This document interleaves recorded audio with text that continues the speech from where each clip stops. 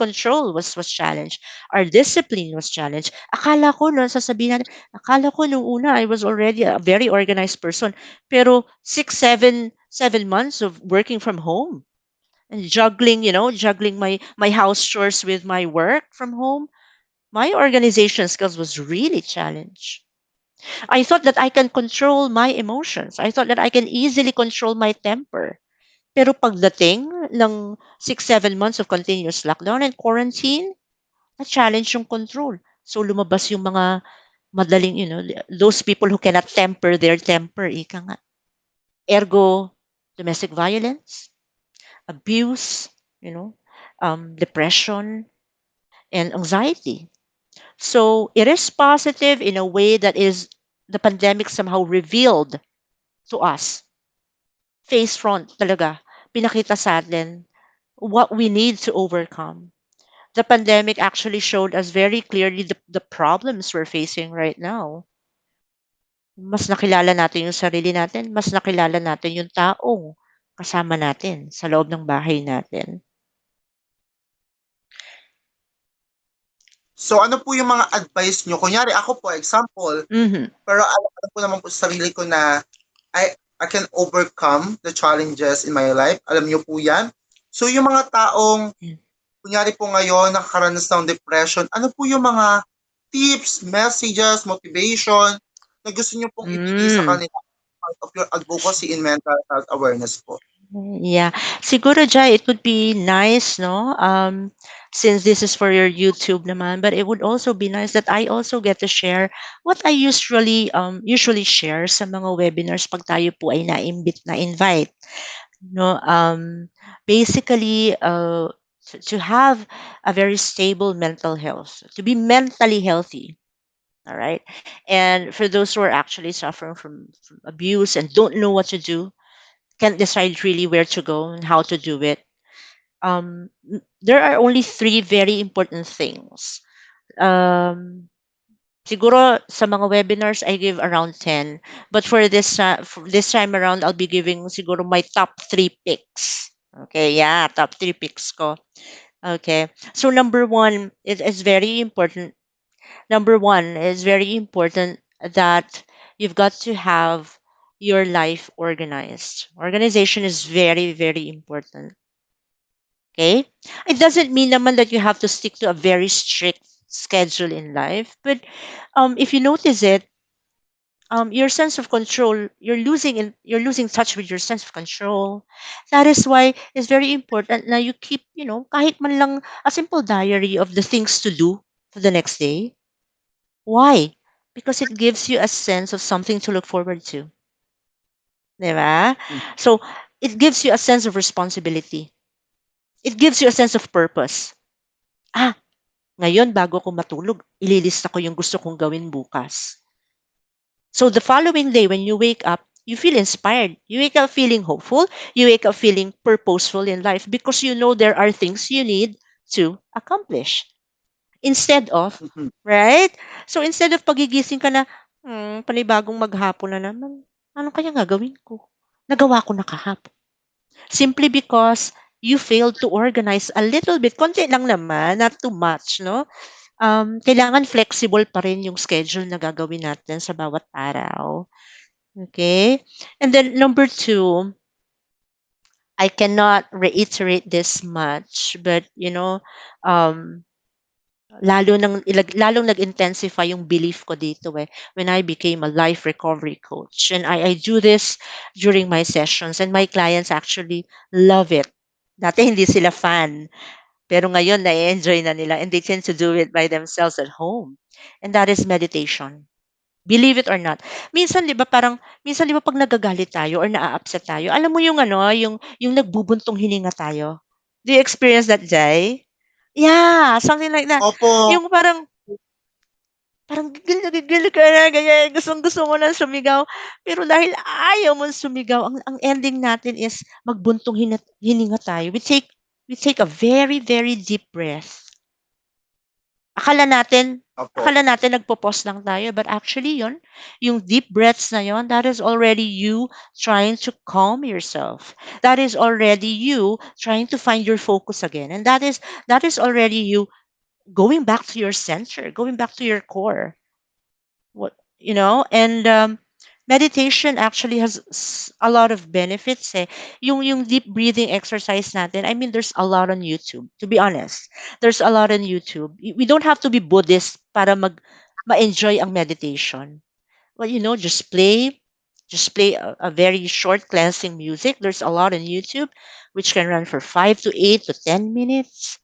Listen, pakinggan mo, close your eyes, find your center, you know, try to take deep breaths. Try to inhale as if you're smelling flowers in the garden, and try to exhale all the negativity. Let go of all the negative as if you're blowing candles on a cake.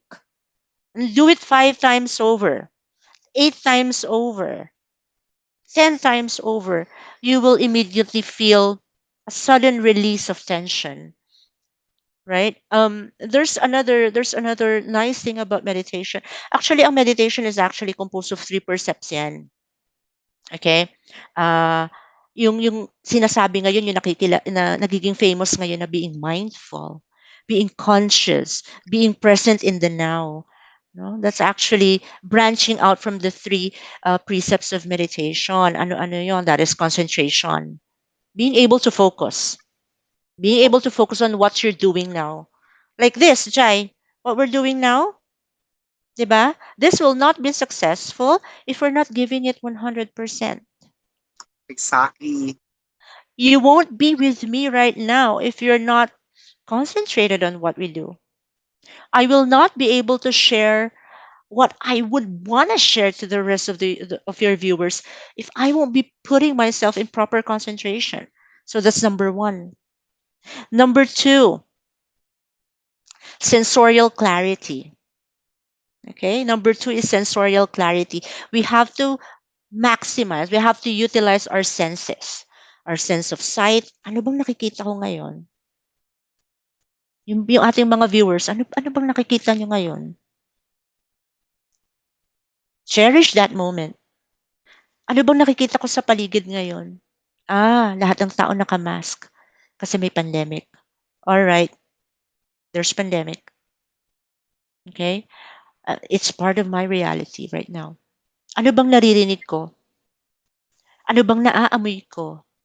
Ano bang nararamdaman ko ngayon? Awaken your senses.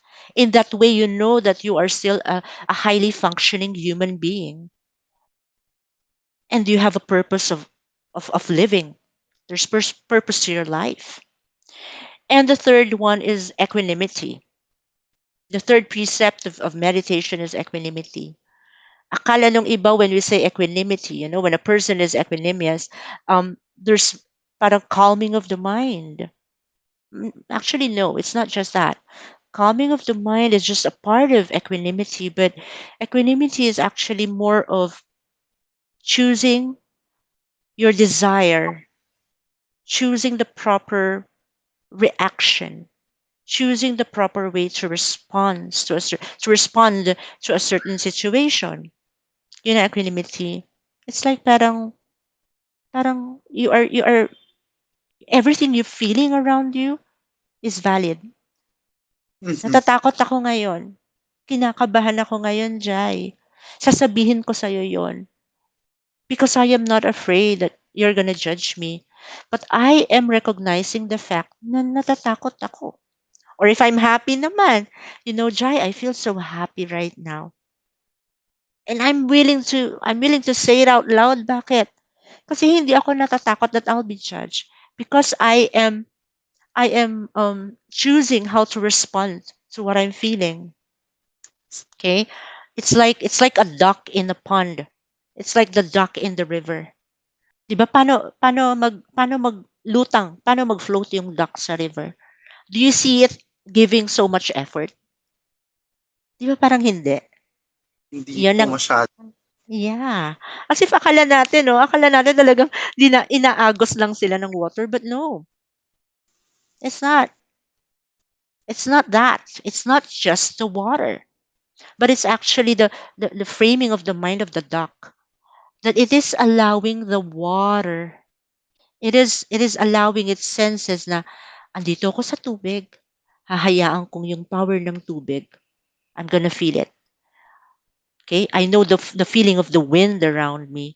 I'm gonna let it move the water so that I would move with the water. So equanimity is we should all be like the ducks floating on the water.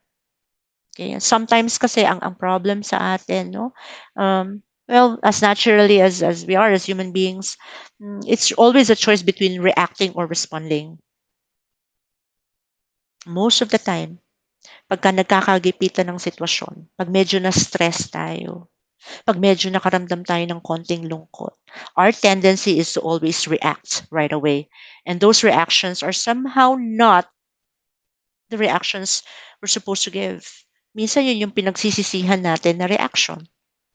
Pag medyo Mm. na-stress, right? Pag medyo nagulat ka, anong initial reaction mo? Mapapasigaw ka. Eh, yun pala may natutulog. Nagising mo yung natutulog. Right? Because that moment, you chose to respond. Or halimbawa, may magtukso sa'yo, may magkantsaw sa'yo. Right? And your initial reaction would be, without thinking, without equanimity in your mind, without thinking, your initial reaction would be, "Oy, grabe ka ha? Magagalit ka, you would say bad things that later on we will regret, that later on we would feel guilty about."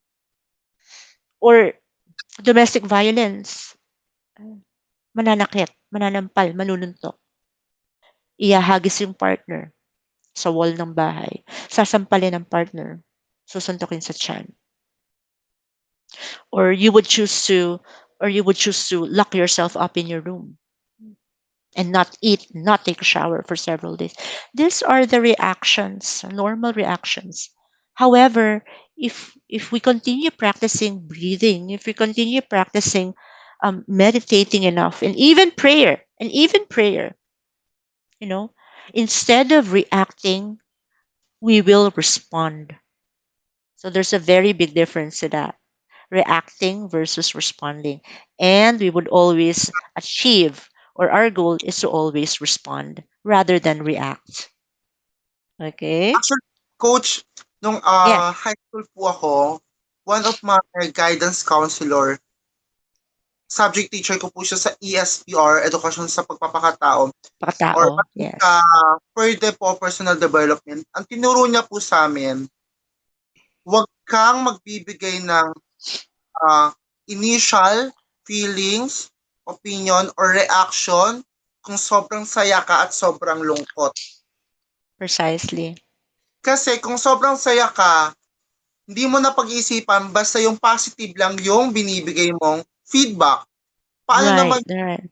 ano, counter ano naman po yung situation kung ay yung sinabi mo, katulad din po pag malungkot, huwag ka magbibitaw ng negative words or mga uh, cause of angerness of someone or Mm-mm. conflict kasi nahahalo mo yung negativity mo or yung negativeness mo to other people. Dapat lagi po nag-iisip ka or nagbibigay ng opinion or feelings or something sa isang tao kung yung emotion mo it's equal.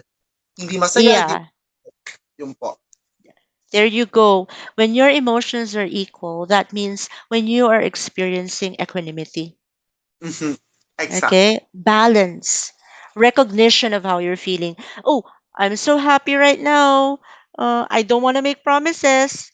Kasi baka later, pag hindi na ako sobrang saya, ma-realize ko, ay, hindi ko pala kayang i-fulfill yung pangako na yon. Opo, tapos And, tas ang tawag sa kanila hopya, paasa, ah, paas. trust. Okay, tapos there goes. Ergo the labeling. Oh, hopya ka or paasa naman yung tao na yan eh. And simply because that moment that when you're so happy, nadala ka sa flow ng mga pangyayari, you chose to react. And your reaction was to make a promise. Yes po, tama. Right? Or tama rin yung sinabi mo, pag naman sobrang galit din tayo, di ba? Our choice is to always react right away. Kasi, to be honest with you, Naku, lalayo na tayo ng konti, pero sige, share na natin, no, Jai? To be honest with you, kasi it's very humane. It's very natural for human beings to choose to react. Okay? Kasi nasa wiring din ng brain natin eh. Okay? Would you believe me if I tell you that our brain is actually wired not to be happy? It's not Bakit designed. naman? It's not designed to be happy. You know what it's designed for? Our brain is actually designed for survival. Hmm. That is why we always have this animal instinct. Human beings are the highest form of animals, right? That's why we always have this desire to always get what we want, thinking that will make us happy. But no, it is actually our survival instincts. It is actually our brain trying to tell us na in order for you to survive, you need to get that food. In order for you to survive, you need to get that job. In order for you to survive, you need to work, work, work, work so that you can buy a big house, you can get a nice car so that you will feel happy. Right? Naku, pero Opo. ibang topic 'yon. Baka lalo na tayong lumayo. It's just, Parang ano po yan, parang Charles Darwin theory po ba yan? Tama ba? no, not really. We can talk no. But definitely it's a different topic na. Siguro next time na lang natin i-expound. But yeah, Sure. at least I hope that that will somehow clarify things na make us understand na kaya pala ganito. So even since we're talking about ano no mental health awareness, so even our reactions, they are all designed for us to survive. It just so happens that sometimes we choose the wrong reaction eh. And now it leads me to my third tip. 'Di ba? Dalawa pa lang yung binibigay ko sa dami ng nasabi ko. Pasensya na. Which leads me now to my third tip. And my third advice or third message. This is also as equally important as my second one. And this is, the respect for another person and the acceptance if they're not willing to open up just yet. Most of the time, oh, I remember when I was there. Most of the time, victims of domestic abuse, victims of trauma, victims of people suffering from depression and anxiety. There's one outstanding common denominator, eh, and that is the fear to speak up. Hindi, we cannot force them. We cannot force them to open up, eh. Yung kaya nga 'di ba minsan parang sa magkakaibigan, no? I'm sure you experience this. Sa magkakaibigan yung minsan it's much better na may mangangamusta sa'yo. Even chatting or even messaging, it's a big thing. Pagka yung once in a while out of the blue, biglang, "Uy, kinamusta niya ako ha. This is a person I haven't spoken to for a long period of time, pero here he is or here she is, and all of a sudden she thought of me. Kinamusta niya ako." And without you even answering or replying to that message, you already feel nice. Bakit? Po. Right. Bakit? Because that moment you knew that someone understood how you feel without you even saying something. And at kung tayo naman napapansin natin ang ating kaibigan or kasama sa bahay, no, they're not really feeling well. A simple, is everything okay? How are you? Ganyan, right? Can light up their mood eh. Now, if they choose not to answer, let's respect that. Huwag nating i-pressure. Hindi pa po sila ready. Time will come, magiging ready yan. Let's give them the space they need because most of the time, what they need is just a listening friend. Most often than not, the only person they need is somebody who's willing to listen without judgment. Yeah, and saan ko kinuha 'to? Again, like what I said, personal experience and, my clients. My clients in coaching sessions. Usually yan yung natutuwa sila because sasabihin nila, Iba talaga 'pag alam mong may makikinig sa'yo, na hindi ka Opo. 'di ba, na hindi ka i-ju-judge, na hindi ka iba-bash, 'di ba? You Kaya nga remember, Coach, nung nag-share po ako sa inyo last time about sa suicidal. yes. During, uh, I have a friend also na hindi naman siguro is going to depression na. Pero during nag-uusap kami, ang lagi Mhm. niyang sinasabi or lagi naming philosophy in life, hindi ko kailangan ng taong kailangan mag-feedback sa kikwento ko.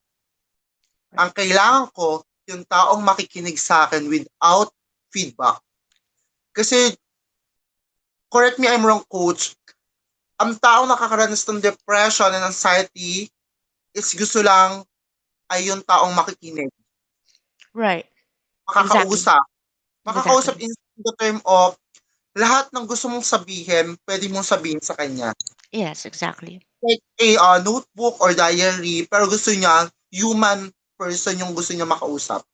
Yes. Pati, for me po correct me also wrong, huwag natin pinipressure ng sobra at binubuli yung tao dahil like, magkwento ka na kasi. Parang baliw. Lo, oo naman nito. Totoo Nako, 'yan. maliit lang yan. Deadma lang yan. Alam niyo po, sige push mo lang yan. Deadma mo lang yan. Parang pinupush pa natin yung tao na lalo pang magkaroon ng malalim na depression. Right. Totoo 'yan diyan. That's very true. Kaya nga yung 'di ba before 'no, before, usually 'pag merong lumapit sa atin na may problema, ano yung usual response ng tao? "Don't worry, magiging okey lang din 'yan. Huwag kang mag-alala, magiging okey lahat 'yan." Aminin natin that when come on, let's accept the fact, let's be realistic, 'no, whether you admit it to me or not. But 'pag may kaibigan ka, ang bigat-bigat ng dinadala mo, okay, it's like you feel like, binagsakan ka ng what do you call this, ng malamig na tubig, okay. Gustong-gusto mong mag-share pero natatakot ka kasi baka mali ang masabi mo, baka mahusgahan ka. Then all of a sudden, yung isang kaibigan mo, sa haba ng experience mo, haba ng lungkot mo, ang sasabihin sa'yo, "Wag mo isipin 'yan, magiging okey din 'yan." Before we thought that was fine, but now, um, there's actually this, branch of psychology which is, in positive psychology. We've now discovered that meron palang there's such a thing as toxic positivity, eh. Yung masyado tayong positive, thinking that everything will be okay, nakakalimutan nating maging realistic. Nakakalimutan. Come on, don't tell somebody who's about to think of doing something with their lives. Wag mong sabihan niya na, wag mo isipin 'yun, magiging okay 'yan, right? Wag nating sabihin 'yun. Why? Because our intention was to make them feel better, but in actuality, they feel more depressed of themselves because they feel that this person I'm talking to right now does not recognize how I feel. Hindi niya ako naintindihan. Kasi bakit niya sasabihin na magiging okay din ang lahat? Eh, ang lungkot-lungkot ko ngayon. Hindi ko nga alam kung paano ko gagawing okay unti-unti. Pati po yung pag sinabi natin na okay lang yan, parang required mo ma-experience yun bago ka matutunan. Wherein na Right, the right. depression and anxiety, dapat hindi natin talaga na-encounter kasi this is the highest form of sadness. Yes. Yes, Diba? highest form of sadness, which can last for a very, very long time. No? And speaking of sadness, right now, kagaya ngayon, o magki-Christmas season. Oh. To be Mm-mm. honest, 'di ba? Um, what we don't know, kaya minsan mapapansin natin ang mga tao nag-iiba, parang nag-iiba yung ugali nila pagka magpapasko. Oh, Opo. it's either nagiging sobrang saya sila or nagiging sobrang moody sila or nagiging sobrang mainitin ang ulo nila. It's because of what we call seasonal depression, right? Or seasonal affective disorder. Actually, yun ang technical term doon. Or seasonal depression na lang for layman's term. But this is actually a type of depression, a type of sadness, a type of a certain level of anxiety that we experience kapag medyo nag-a-approach ang Christmas season. Why? There's so much pressure around us eh.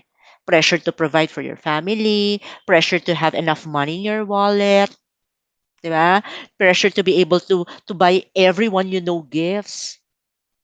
And that pressure takes its toll on us eventually, which can cause depression. Kasi ang totoo, hindi natin kayang gawin. And it's very important that this reality, we accept that it's whatever we feel, it's valid. Whatever nakakaramdam tayo ng kaba kasi baka hindi tayo makapaghanda ng bongga sa Noche Buena, then let's accept that. Our feelings are valid. If you feel sad about the coming Christmas because of the pandemic, hindi natin kayang magsaya ng todo-todo because we know that a lot of people are sick. Come on, let's recognize that. Let's recognize that feeling because what we're feeling is valid. And Yes. I guess that's the most important thing. No. So, by the way, Coach K, sobrang maraming maraming salamat po sa time na Yeah. usapan natin about the depression, anxiety, and also Yeah. na may natutunan din po ako sa anti-domestic violence. Mm. So, baka bukas-bukas, sama nyo na rin po ako sa team nyo about your Yes. advocacy. Oo naman, oo naman. Then, before anything else, Coach, You're always welcome, Jai. Alam mo yan. oh, Kaya nga nung ikaw ang nag-message sa akin talagang kahit medyo masama ang pakiramdam, go. get well soon, Coach. By the way, Coach, di ba you have a page about your Coach K. Eugenio pages about the story? Yes, Ano po? yes, Pwede niyo pong yes. Ay, thank you, Jai. Actually, I have an FB page po. It's Coach K. Yun yun. fb.com/ it's Coach K. So, again, you would find there articles, updates, post. I try to post everything about all my advocacies, kagaya ng mental health awareness, life recovery and empowerment, and of course, anti-domestic violence. Nandun po sa page. So, please, if ever you feel that you're someone who shares in these sentiments or in these advocacies, and you share with the sentiments of these people and the victims, please support the page. Please follow it para mas marami po tayong marating. 'Di ba, Jai? I told you one time, no, na sabi nga natin na it doesn't really matter how many viewers said. That's not our target. No? It doesn't really matter kahit isa lang yan, kahit dalawa lang yan. But what's important is may isa o dalawa tayong narating na abot. oh, yes po. Diba? So, we're not really after numbers, but what's important is people would come and see my page, people would come and see Coach K page, people would come and see your YouTube channel, knowing that they want to become part of the message that we want to put across. And that's the most important thing. So please, baka po makadaan kayo, fb.com/ it's Coach K. So, makikita niyo rin po siya sa chat box or sa comment box po on my Ah, YouTube channel. Kasi ito po, tama po ba, Coach? Ilalagay niyo rin po ito sa page niyo? yes, yes, definitely. So, pag Oo. napanood niyo po, ako naman po i-follow niyo. It's me, Hailita, with double O po sa dulo. Maraming maraming pong salamat, Coach, sa time nyo. Then, sabi nga po namin ni Coach, kung may problema po kayo sa buhay, hindi man po ako expert, si Coach lang. So, you can message me either kung gusto niyo ng kausap or message the page of Coach K Yeah. or yes po, so we can give you a little bit of advice kasi nasa inyo pa rin po kung paano nyo po i-execute or paano nyo po um, i-overcome yung nararanasan nyo ngayon. Kaya, keep safe po lagi. Lagi po natin tatandaan. Mahalin po natin ang sarili natin dahil let's achieve our goals and dreams in our life. Ingat po palagi. God bless everyone. Thank you. Thank you po, Coach. Thank you, Jai.